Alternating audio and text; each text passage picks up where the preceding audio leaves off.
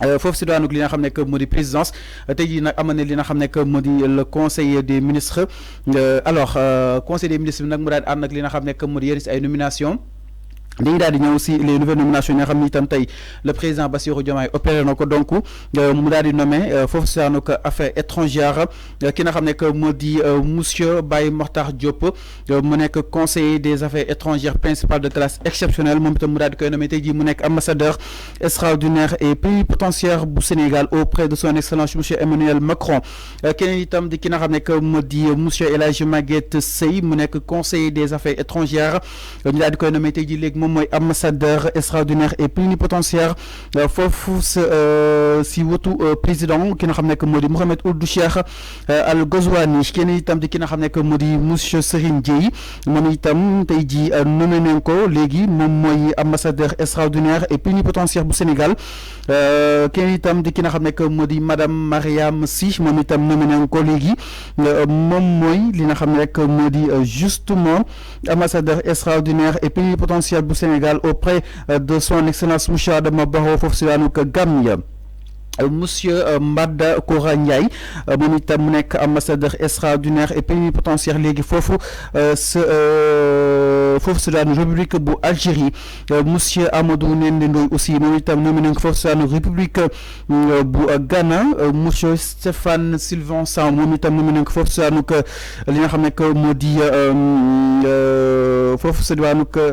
Vladimir Poutine foofu si daanu Russie mu daal di utu ki nga xam ne que moo di Jean Baptiste Tine bi nga xam ne tam wóolu nañ ko à d'autres fonctions monsieur Ousmane Diop aussi fal nañ ko affaires étrangères foofu sa diwaanu li nga xam ne que moo di république bu Congo mu daal di utu monsieur Aboulo keneen itam di monsieur Djibril Fofana moom itam fal nañ ko léegi moom mooy consul général bu Sénégal foofu sa Milan mu daal di utu monsieur Mamadou Lamine Diouf. Le président Bassirou Diomaye Diakhar Faye aussi ñëw na si wàllu budget beeg wàllu finance bi daal si opéré yenn si ay changement bokk na si monsieur Babacar Mbaye léegi moom leen daal di nommé mooy directeur des général des domaines mu daal di utu ki nga xam ne que mu di monsieur Mbaye Ndiaye bi nga xam ne wóolu nañ ko à d'autres fonctions monsieur Ousmane Kane aussi moom mooy moo nekkoon inspecteur général des douanes léegi nommé nañ ko moom mooy directeur des opérations douanières mu daal di utu ki nga xam ne que mu di monsieur Babacar Mbaye monsieur Papa Thialaw Fall moom itam léegi nommé nañ ko moom mooy directeur de la réglementation et de la coopération internationale daal di utu monsieur Pape Ndiaye bi nga xam ne wóolu nañ ko à d'autres fonctions monsieur Siré Bokoum moom itam léegi moom mooy directeur du contrôle interne de la douane mu daal di utu monsieur Abdourahmane Wade bi nga xam ne wóolu nañ ko à d'autres fonctions monsieur Ibrahima Faye moom itam tey jii nommé nañ ko léegi moom mooy directeur du renseignement de l'analyse et du risque et des valeurs mu daal di utu ki nga xam ne moo di monsieur Amidou Ndiaye bi nga xam ne tam wóolu nañ ko à d'autres fonctions monsieur Ndiaga Soumaré nommé nañ ko tey jii nag moom mooy léegi le directeur des enquêtes douanières mu daal di utu monsieur Issa Niang bi nga xam ne tam wóolu nañ ko à d'autres fonctions monsieur Malang Diédhiou aussi mu nekk inspecteur général des douanes tey jii nommé nañ ko nag léegi moom mooy directeur de la facilitation et du partenariat avec l'entreprise en remplacement mu daal di utu ki nga xam ne mu di monsieur Mouhamadou Omar Ba bi nga xam ne tam wóolu nañ ko tamit à d'autres fonctions keneen itam koo xam ne itam nommé nañ ko di monsieur Issa Ndiaye mu nekk inspecteur général des douanes nommé nañ ko tey moom mooy directeur régional du sud-est bi nga xam ne itam utu na monsieur Bourama Diémé bi nga xam ne tam wóolu nañ ko à d'autres fonctions monsieur Salou Diouf aussi nommé nañ ko léegi moom mooy directeur régional des unités maritimes mu daal di utu ki nga xam ne mu di monsieur Ousmane Faye monsieur Ibrahima Thiam aussi tey nommé nañ ko moom mooy le directeur régional du centre mu daal di utu monsieur Salou Diouf madame Fary Sène aussi nommé nañ ko léegi moom mooy directeur de la logistique des finances mu daal di utu monsieur Abou Khader Djeylani Niang monsieur Boubacar Magnick Fall aussi tey fal nañ ko moom mooy directeur régional de port autonome de port de Dakar mu daal di utu monsieur Ibrahima Faye bi nga xam ne wóolu nañ ko à d'autres fonctions monsieur Mamadou Diami aussi nommé nañ ko léegi moom mooy directeur régional des hydrocarbures mu daal di utu monsieur Abdourahmane Ba bi nga xam ne wóolu nañ ko à d'autres fonctions keneen itam di ki nga xam ne moo di monsieur Ahmadou Thioye moom itam tey fal nañ ko moom mooy directeur régional du nord mu daal di utu monsieur Ousmane Kane bi nga xam ne wóolu nañ ko à d'autres fonctions ministre de la formation professionnelle Moustapha Ndiack Sarr moo daal def boobu de communiqué force waanu ko présidence donc mbokk yi loolu mooy les nouvelles nominations yi nga xam ne itam le président Bassirou Diomaye mu daal di koy opérer entre autres wàllu finance bi ak aussi li nga xam ne moo di les affaires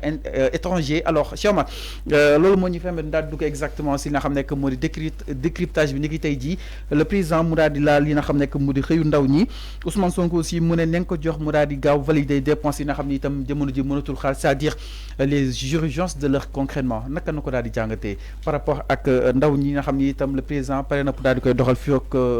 avant mars. c'est que man su ma ñëwee si émission. ci laay doog a xaatali ko ni mercredi. conseil des ministres la. et que Bale Diomaye mu ngi bale. mu ngi bale. pour mettre en place son dispositif. et puis bi ngay lim sax léegi ñi nga xam ni ñoom la ñu nommé. donc daanaka chaque semaine daf mel ni sur le conseil des ministres ce qui intéresse les gens. mooy c'est surtout les personnes qui sont nommées. Bon man personnellement ñi nga fi lim ñëpp xaw ma ci kenn mais man pour man le président nomme aux fonctions civiles et militaires. Et d'ailleurs Jean-Baptiste Tine laa dégg nga wax turam. Parce qu'à un moment donné c'était comme une sanction. Je me rappelle dafa waroon na dem à la retraite à 3 mois. mu war a dem à la retraite ñu anticiper sa retraite. yóbbu woon ko en Russie pour mu nekkoon fa ambassadeur au Sénégal. Donc tey ça veut dire que am na keneen koo xam ni wutu na ko fa donc si ñàngat mooy tey dañu am une nouvelle diplomatie boo xam ne moom la ñu mettre en place. Et cette diplomatie dafa war a jouer rôle d'avant-garde. Mais cette diplomatie moom mooy représenter Sénégal. Et pour man on a besoin de ci suñu diplomatie de mettre des hommes yoo xamante ni ils sont issus quand même du milieu. Parce que maa lay dégg Congo léegi nga wax Ablo. bi ma demee Congo j'ai eu à le rencontrer avec la communauté sénégalaise parce que moom nekkoon na fi ministre. sous Macky Sall yoroon na fi ARTP. mais fi après foofu lañ ko bàyyi woon. mu nekk poste yoo xamante ni on a besoin quand même de mettre des hommes yoo xamante ni ils pourront jouer leur rôle parce que munoo ne da ngay def une politique étrangère te sa cartographie li jëm ci wàllu diplomatie. dafay nekk lu am solo. donc nag c'est loolu moo ci génn beneen bi li nga wax du point de vue économique parce que boo xoolee lu mel ni douane objectif yi nga xam ni moom la ñu war a assigner au niveau de la douane. mais surtout modernisation douane ak administration bi. ak aussi portée bi nga xamante ni war na fa def liggéey bu solo donc ça veut dire on met les hommes qu'il faut à la place qu'il faut. mais surtout mettre des hommes yoo xamante ni mën nañ ko maîtriser maintenant en dehors des nominations. il faut parler peut-être yan mesure le gouvernement bi jël. donc ci fàttali nee nga li jëm ci wàllu xëyu ndaw ñi souvent Sénégal ne amay programme tour bi baax na contenu bi dina baax portée bi dina baax mais difficulté bi mooy mise en œuvre bi parce que souvent c'est vrai que programme xëyu ndaw ñi dafa indi woon après jafe-jafe dafa mel ni saafara bu mujjee indi jàngoro à un moment donné pour des raisons politiques à un moment donné parce que entre 2021 2023 ba 2024 crise bi régime Macky Sall amoon mooy par rapport ak ndaw ñi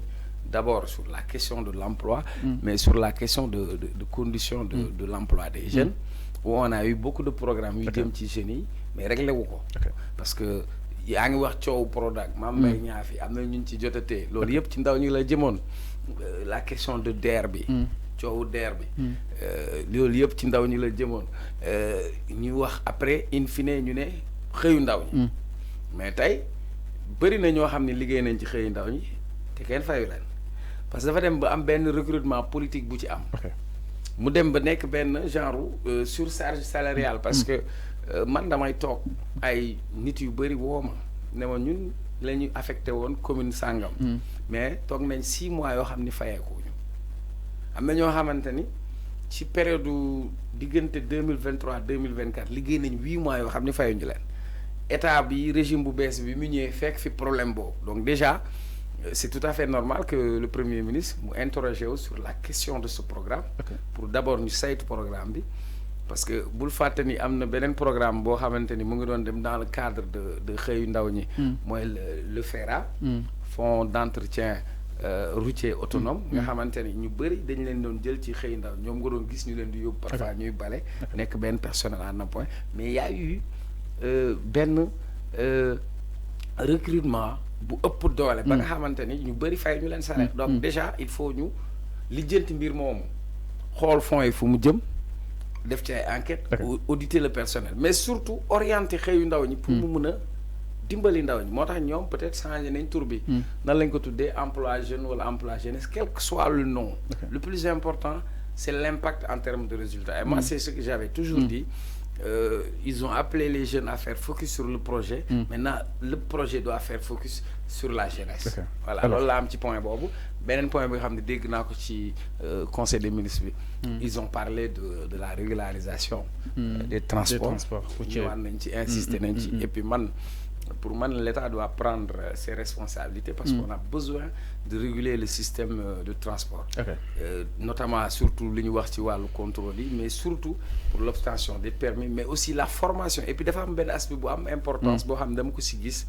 moi, je dans le transport. Et il y a une garantie sécuritaire, c'est-à-dire de cotisation sociale, du contrat à comprendre nga da ngay gis kuy dawal camion ñu koy fay 100 000. Donc conditions de travailleurs ñom ñu jublu ci xol ko mais surtout mënuñu bàyyi dëkk bu nekk ci désordre c'est loolu moom man négocier wu ma ko parce que ay nit mënuñu dawal ay moto te kenn mënu ko identifier c'est pas possible. Dans ce pays on a presque 500 000 motos qui circulent on ne peut pas les identifier du assurance du benn kayit avec tous les accidents il faut état bi xool nu mu koy canaliser gérer ko mais amna fu ñuy toll nag il faut que ñun qu'on soit le changement que nous voulons et pour ñu am changement boobu ñu bëgg mënuñu woote ne dañu bëgg ne réew mi ne jub xocc dañu bëgg tegu ci yoon ba pare bañ ku ñu teg ci yoon donc man pour man am na yoo xam ni kenn du ko du lu ñuy layam parce que mënuñu bàyyi moto di circuler nit ki di ko yeb amul benn kayit mën nañ ci def ay agression déjà pour des problème de sécurité publique war nañ ko régler mais benen bi pour la sécurité de ñi nga xamanteni ñom ñoy yoré moto yi donc pour man lolu c'est une question essentielle maintenant état bi mu ngi xol nu muy waxtaan pour alléger nan lañ koy défé ak matérialité bi mais inéluctablement il faut qu'on aille à réorganiser le système des transports au Sénégal donc pour man lolu nek na ben point bo xamni bu mu yittel la comme yaa ma dugal ci mbiru conseil des ministres amna benen point bu ministre télécommunication où il parle de New Deal numérique. Bon, je ne sais pas le contenu, qu'est-ce qu'il veut dire par New Deal numérique, mais le plus important aujourd'hui, nous sommes à l'ère du numérique. Et à l'ère du numérique, on ne peut pas développer un pays sans pour autant nous investir dans le numérique. On a eu des programmes Sénégal numérique, on a eu beaucoup de points au Sénégal avancé, mais sur la question de la connectivité, aujourd'hui, surtout quand on parle d'économie numérique, il y a ay affaire TikTok ay affaire machin mais tay aduna bi comme aduna bi yépp ci numérique bi la nek donc nak ñun suñu bëggé suñu réew mi am ay djégo yu am solo il faut ñu investir dans le numérique. Mais benen bi waxuñu ko ci conseil des ministres mais lu may rafetlu la moy mardi bi lañu commencer l'enseignement de l'anglais à partir de l'école primaire. Pour moi c'est important parce que tay la preuve aduna bi dañu nek joggé ci mondialisation dem ci globalisation carrément. L'anglais c'est une langue bo xamanteni vecteur la et puis la preuve man dem na Dubaï dégguma arabe mais il fallait me làkk anglais pour mëna wax ak ñi fa nek dem na Allemagne par exemple dégguma allemand mais suma làkkee anglais dinañ ma dégg donc ce qui fait que tay c'est une langue commerciale c'est une langue qui est utilisée maintenant est-ce que ñun amuñu won chance parce que à partir du collège 6e la ñuy jàngale anglais go for English après nga dem terminal bo paré nga ci donc à partir du bas âge nous commençons à initier les plus petits à l'usage de la langue anglaise. Ça permettra véritablement de utiliser et puis ça va nous permettre de nous détacher un peu d'où question de ça, de nous détacher de la France. Mais la langue, c'est un outil de communication, c'est un outil de travail. Alors, c'est clair. C'est clair. Merci beaucoup, Cheikh Oumar Talla. Par rapport à le décryptage de Cheikh Oumar Talla, par rapport à le Conseil des ministres qui s'est tenu aujourd'hui ce 15 au Palais de la République. Alors, nous avons eu un coup de la vie. Coup de la vie. Coup de la vie, alors, parce que mënuñu tëb yenn question. C'est clair. Tu sais pourquoi tax mënuma ko tëb parce que du sama rôle. Mon rôle c'est de rappeler à nos gouvernants leurs engagements. Mon rôle c'est de rappeler à nos gouvernements ce que les populations subissent et vivent au quotidien. Parce que moi j'ai l'habitude de dire que Sénégal suñu priorité majeure Sénégal bi ñett la mooy dund se nourrir mooy lan s'éduquer mooy se soigner. Et taille, coût de vie, c'est vrai qu'en 9 mois, tu ne peux pas régler des problèmes endémiques de 10 ans ou de 20 ans sur des choix économiques. Mais aujourd'hui, reconnaître qu'il y a une inflation. Nous avons dem ci wéru koor gi par exemple. ñu jël jaay butéelu diwlin muy jar 22 000 le 20 litres te bii ñëw amul qualité bi nga xamante ni moom la nit ñi teewoo ñu dem ba pénurie sucre di am suukar bi boo duggee qualité suukar yi wute. compagnie sucrière sénégalaise nekk biir Sénégal. am monopole sucre boobu. mel ni ñoom dañu am nu mu tudd mbir mi nu mu tudd actionnaire la ci état au Sénégal. comme si Mimra dafa am lu dafa yore le motif wala vidéo au Sénégal quoi. il faut que yooyu ñu wax ko. beneen bi réew moo xam ne li ngay dundee yëpp bitim réew lay jógee chaque fois ci difficulté bi ngay nekk déjà nous on a un problème de culture alimentaire la plupart de li ñuy dundee bitim réew lay jógee meew mi ñuy am du meewu qualité c'est-à-dire meew bi ñu nekk Europe meew bi ñuy naan ñoom bokkul ak ñoom bi ndesit bi ñuy indil. On te parle aujourd'hui de lait végétal. Sénégalais pour moom bu naanul meew bu tudd l'écran wala nido naanul meew xooluñu lan moo ci am alors que bu fekkoon ni depuis plus de 20 ans investiroon nañ ci suñu développement meew mi nga xam ne ñu ngi koy këpp Daara Jolof Linguère ñu mun ki def de la transformation ba nga xamante ni ñun dañuy régler certaines questions. xam nga balaa ngay wax souveraineté alimentaire. dafa am benn pilier bu ko jiitu. mooy la sécurité alimentaire. Et pour atteindre cette sécurité alimentaire, il faut que nous, je ne parle même pas d'autosuffisance, mais cette souveraineté alimentaire, elle commence par une production agricole, non seulement intense, mais une production agricole capable de prendre en charge la nourriture des Sénégalais. C'est-à-dire, il faut que nous dundee li ñuy bay di bay lu ñuy dundee. te comme eggaguñu foofu état bi mën na am ay mesures yu mu teg xam nga état du ñëw ak ministre du commerce nga ne jël nga ay dogal ci wàññi njëg dund. nga ne jël nga lu mot 1000 contrôleurs ci wàllu prix. mais tey gisoo contrôleurs yi ci wàllu prix. am na ci yenn ci commerçant yi comme koor gi day ñëw dañuy jël seen yenn marchandises yi ñu kaaw ko xam nga ça c'est une loi économique donc soo dencee sa suukar denc dëwlin mu manqué su manqué prix bi dafay yéeg parce que en économie la rareté d'un produit augmente sa valeur. donc état bi mu ñëwee. defoon nañ ay enquête am na ñu ci jàppoon Mbour parce que njëg yi ñu doon jaayee. bokk la gi état bi homologué. maintenant il faut que l'état soit ferme. jël toute sa responsabilité mais ñi nga xam ne ñoom ñooy saytu contrôler le prix état bi dolli ko loolu benn mesure la beneen mesure bi état dafa am ay leviers économiques yu mu am parmi ces leviers la fiscalité am na yenn produits yoo xamante ne leer na leen produit bi. de grande consommation la ñu ngi war a dem ci ay weeru koor et cetera état bi mën na bàyyi yenn taxes mu wàññi yenn taxes sur certains produits automatiquement dafay répercuter ci prix bi. mais xam nga tey su grossiste bi ñëwee wut ci lekkam importateur bi wut ci lekkam importateur bi day importer fay douane fay taxes yi ñëw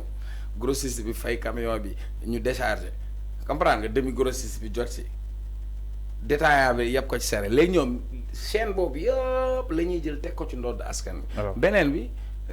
du ñu wax rek pour kii dañuy wax suñu xalaat parce que Sonadis amoon na fi mooy société nationale de distribution amoon nañ fi su Wade yenn boutiques yu mu tegoon ay Easy Boutique ça n'a pas fonctionné il faut que l'État investisse aujourd'hui sur des boutiques pour maîtriser la distribution de produits sinon on va continuer c'est Auchan qui va distribuer certains produits c'est exclusif xam naa ni bokkul woon ces sujets mais comme dañu wax ci wàllu dund bi waaw man dund boobu daf may yitteel il faut que ñu koy rappeler non seulement di ko fàttali mais di wax suñu xalaat lan mooy ñoŋal suñu wàllu dundin beneen bi dañu xaw am benn complexe tey tukulóor bi ruus na wax ni damay lekk la cere xaako cere mbuum séeréer bi du wax ni damay lekk sama ñalang la plupart ñun li ñuy dundee pour tout ñun boo lekkul tacos luy tacos wala kebab lekk arabe wala ñu ne la shawarma wala je mange une pizza alors que ça n'a rien de sénégalais non seulement c'est de la malbouffe parce que lekk ay hamburger lekk yàpp hamburger man dama ko seexlu bi ma ko gisee ni ñu koy balaa ñu koy togg laa ko seexlu donc finalement nous on mange mal on ne maîtrise pas ce que nous mangeons bu koor gi ñëwee tu verras yenn xeetu jus bu nekk ngay gis alors que tey ci Sénégal Casamance li mu am ci fruit liy nëpp syndicat mais ñun tolloon nañ fi jamono boo xam ni fastel kalaak jëm kin yooyu yëpp ça pose problème donc pour man ci loolu la ñu war a gën a jublu c'est clair exactement en tout cas daal ñoom amuñu opposition Sonko ak Diomaye amuñu opposition bu dëgër bi taxaw seen kanam. njëgu dund bi. mais daal opposition bi jiitu mooy danku ceeb bi. alors ak courant woyofal. alors merci beaucoup mi ngi te noonu. buñ paree nañu régler tam location. alors mi ngi noonu régler leen transport bi su ngeen paree location baa ngi bëgg a rey nit ñi. alors mi ngi noonu exactement Fallou man du ma député assemblée. mais allez-y fii laa koy waxee. allez-y. agence location. dama yaakaar daaneel nga wax. 4 mois la ñuy laaj. 4 mois vous imaginez non seulement le prix est exorbitant am na ci agence de location yoo xam ni dañ naan du ñu loué ku dul étranger muy première chose de la discrimination. mais mieux encore il te demande 4 mois. ok soo leen laajee 4 mois pour la ñu ne la benn mois bi pour courtier bi la. benn mois bi pour agence bi yeneen 2 mois yi mooy sa caution. léegi sénégalais bi bon gré mal gré bëgg na fu mu dëkk il est obligé mu accepter conditions yi parce que bu ko accepté wul beneen sénégalais nangu ko. donc nag comme nag dañu am ay difficulté ci lu bëri ci wàllu dëkkuwaay. ci wàllu dundin ci wàllu courant. il faut que ñu def ko farata jëmbat ko def ci fulla ni ñu mënee weñ loxo gars yi ne leen yéen ñëppay wuti këyit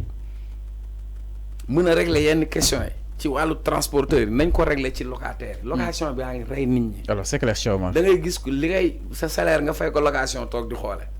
loolu nag pour man loolu mooy farata. alors c'est clair li may wax nii. bu ma toogoon Sonko toog nii. Diomaye toog nii keneen toog nii nii laa leen koy wax. alors mi ngi noonu par rapport ak li nga xam ne que moo di les urgences de leur force ak li nga xam ne que moo di conseil des ministres itam les ces nouvelles nominations alors dans ce sens alors ñu daal di ñu itam si leneen sans plus tarder.